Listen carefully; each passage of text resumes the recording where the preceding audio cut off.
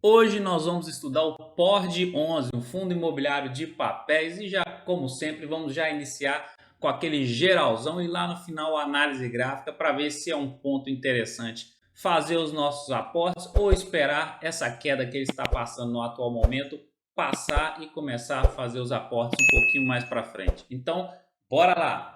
Então é isso aí, galera. Bora para frente. Vamos dar uma estudada aqui, um geralzão nesse fundo imobiliário. PORD 11, fundo de papéis. Ele teve início no 12 de 12 de 2012. Coincidência, né? 12 de 12 de 2012. O valor atual da sua cota está em R$ 89,00.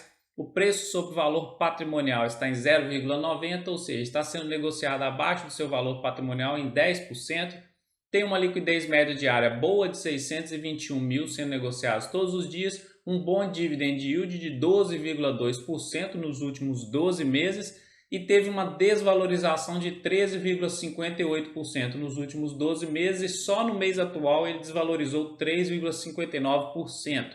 Ele é o fundo imobiliário dos segmentos de papéis de CRIs. O seu tipo de gestão é uma gestão ativa, então o gestor vai ter liberdade para poder gerenciar a sua carteira e o público-alvo são os investidores em geral. Hoje ele possui 14.018 cotistas, tem um patrimônio líquido não tão grande, mas de 368 milhões. O pagamento de dividendos é no quinto dia útil de cada mês, a taxa de administração dele é de 0,9% ao ano e a taxa de performance 15% do QCD ao yield diário do IMAB, divulgado pela Anbina, paga até o quinto dia útil de cada mês. Quais são as estratégias e o objetivo do PORD 11? O Polo tem como objetivo proporcionar ao cotista um retorno superior ao benchmark, composto pelo yield diário do índice de mercado da Anbina, série B, IMAB, investindo em uma carteira de recebíveis imobiliários de risco relativamente baixo. O portfólio do Polo consiste primordialmente em CRIs pulverizados com garantias em imóvel performado, CRIs corporativos com alienação fiduciária de imóvel performado e ou cessão de recebíveis, além de CRIs lastreados em cessão de rendas de aluguel. Tem como estratégia satélite CRIs pulverizados residencial comercial performados, mezanino e ou subordinados e fundos imobiliários como instrumento de carrego e ou ganho de capital. Então aqui no primeiro slide, resumindo o que eu gosto de olhar no fundo imobiliário na hora de escolher um para compor na minha carteira. Preço sobre valor patrimonial, gosto de comprar abaixo de 1, para mim está ok o dele. Liquidez média diária boa, então o dele também está bom. Dividend yield, obviamente, gostamos de fundos imobiliários que pagam bons dividendos, ele paga um bom dividendos. Não é um dos maiores dentro desse segmento de papéis, mas 12% é um bom dividend yield. Está com essa queda aqui no atual momento, mas os fundos imobiliários como um todo e o Ibovespa também como um todo está com essa queda aqui. Patrimônio líquido dele não é tão grande assim, mas está tudo ok. E as taxas também que eu gosto de olhar aqui para pagar o mínimo de taxa possível, né? O histórico de distribuição da sua cota. Então, a maior distribuição dele foi em 2016, distribuiu R$ 15,60 por cota.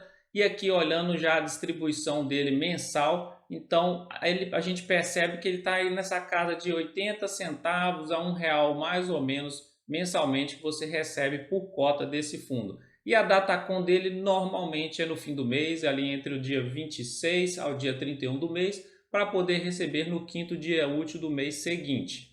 Olhando a sua rentabilidade versus o IFIX e o número de cotistas nesses dois gráficos, então a rentabilidade dele, esse azul mais escuro, e o IFIX, esse azul mais claro, ele vence do IFIX em rentabilidade. Aqui a gente leva em consideração o reinvestimento dos dividendos, ok? E aqui o número de cotistas, a evolução de cotistas desde outubro de 2020 vem aumentando de forma considerável. Aqui embaixo a gente olha o que? A rentabilidade do fundo em comparação ao benchmark. Então em outubro ele teve uma rentabilidade de 0,72%, enquanto o benchmark teve uma rentabilidade de 0,37%.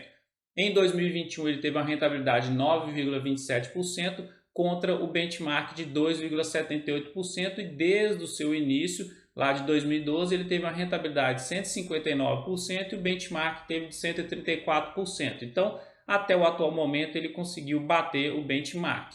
Começando a destrinchar um pouco a carteira do fundo imobiliário, hoje ele tem 6% em caixa, em CRIs corporativos da cota sênior ele tem 14%, da cota única 41%, CRI pulverizado sênior 20%, CRI pulverizado única 6%, debêntures 5% e outros fundos imobiliários 8%. Aqui do lado a gente vê a tipologia dos imóveis, então 20% dos imóveis que estão atrelados a esses CRIs são imóveis comerciais e 80% residenciais.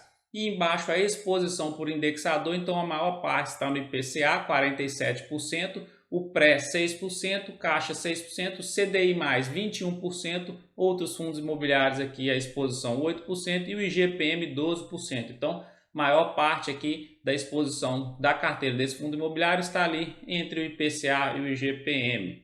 Pegando agora só alguns detalhes da sua carteira, da composição da sua carteira, não trouxe toda ela aqui, mas um pedacinho para a gente dar uma olhada em um ou dois aqui e já trouxe um resumão aqui do lado. Hoje ele tem o tipo pulverizado de CRIs, 11 CRIs pulverizados e 19 CRIs corporativos, cota sênior 16 cotas, cota única 12 e mezanino 1. Então por aqui a gente vê que é um fundo imobiliário que possui CRIs mais conservadores, mais seguros assim, em questão da inadimplência. A cota sênior é a última a ser afetada caso ocorra algum problema.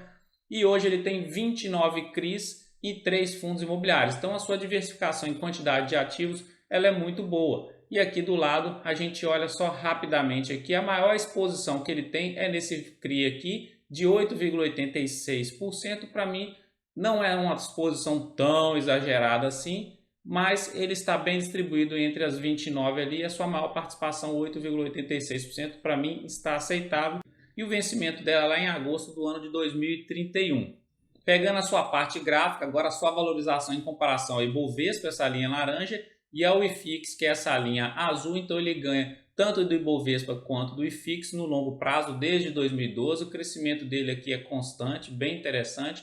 Só teve uma grande queda em março de 2020. O que me chama a atenção aqui agora na parte gráfica, o mês de novembro, bem provável que ele vai fechar abaixo da média móvel de 17 períodos. E a última vez que fez isso foi aqui, ó, em março de 2020. Para baixo aqui, ó, nunca fechou abaixo dela, então, ou seja, é um perigo isso aqui, um pouco de risco desse fundo. Ele pode fechar aqui e perder força, porque essa média móvel ela serve como um suporte para ele. Se ele perder força, ele pode continuar a sua tendência de baixa. E aí a gente tem que ir observando nos gráficos de menor período, acompanhando para ver se ele vai reverter essa tendência. Vamos acompanhar dezembro para ver se ele vai segurar, vai voltar a retomar aqui uma alta ou se ele vai continuar descendo. Mas aqui esse gráfico é só para ver que ele ganha do benchmark do Ibovespa e ganha também do IFIX. Pegando o gráfico semanal dele agora mais de médio prazo, desde a queda de março de 2020, ele vem nessa tendência de baixa aqui há alguns meses já, e essa semana é bem provável também que ele vai fechar aqui, ó, abaixo da média móvel de 72 períodos. Isso também é um risco que pode piorar essa tendência dele aqui, porque é mais um suporte que ele está perdendo.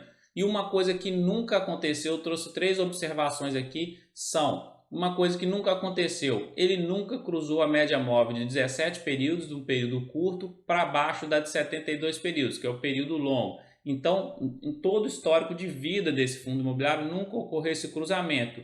E ela está apontando aqui, está chegando bem próxima da de 72 períodos. Se isso ocorrer, pode fortalecer essa tendência de baixa. O único ponto que ele chegou bem próximo aqui de cruzamento foi na queda de março de 2020. Então, a gente está com proporções de queda parecida com a de março de 2020. E outra coisa, nunca o MACD esteve aos extremos dessa forma, a não ser em março de 2020. Ou seja, nunca o MACD esteve assim, ó, lá embaixo nos seus extremos, negativado, azul apontando para baixo, continua em tendência de baixa ainda. O único momento foi que em março de 2020. Então, queda proporcional a março. Talvez isso seja uma oportunidade, se não ocorrer esse cruzamento de média móvel aqui. E aqui também nunca o índice de força relativa esteve tanto aos extremos assim, a não ser março de 2020 também. O índice de força relativa está bem nos extremos aqui embaixo, então os dois indicadores estão muito nos extremos, força vendedora está muito pesada no fundo imobiliário POR de 11 no atual momento. Pontos interessantes que eu vejo na análise gráfica para a gente observar. Não pode ocorrer o cruzamento de média móvel aqui no gráfico semanal, a verde passar para baixo da vermelha, porque isso aí pode fortalecer essa tendência. Se essa média móvel não cruzar nos próximos meses aí, e é isso aí, pode ser uma reversão de tendência e talvez ele tenha uma grande alta igual ele teve depois da queda de março de 2020, porque os indicadores estão muito parecidos, estão bem negativados lá nos seus extremos. Talvez seja uma oportunidade de compra, de você acumular cotas dele para pegar esse crescimento no médio prazo aí para frente. Olhando a parte fundamentalista dele, eu acho que o fundo imobiliário é um fundo imobiliário assim, de certa forma redondo dentro dos meus parâmetros, tá bom? Preço sobre valor patrimonial, liquidez média diária, então a diversificação, então dentro dos meus parâmetros ele poderia fazer parte da minha carteira, tá bom? Então é isso, se você gostou desse vídeo, já dá uma curtida, compartilha com seus amigos, com a sua família, se inscreva no canal aqui, entra para a nossa família aqui, vamos aprender juntos, porque aqui somos eternos aprendizes. Um grande abraço, fique com Deus, até o próximo vídeo e tchau!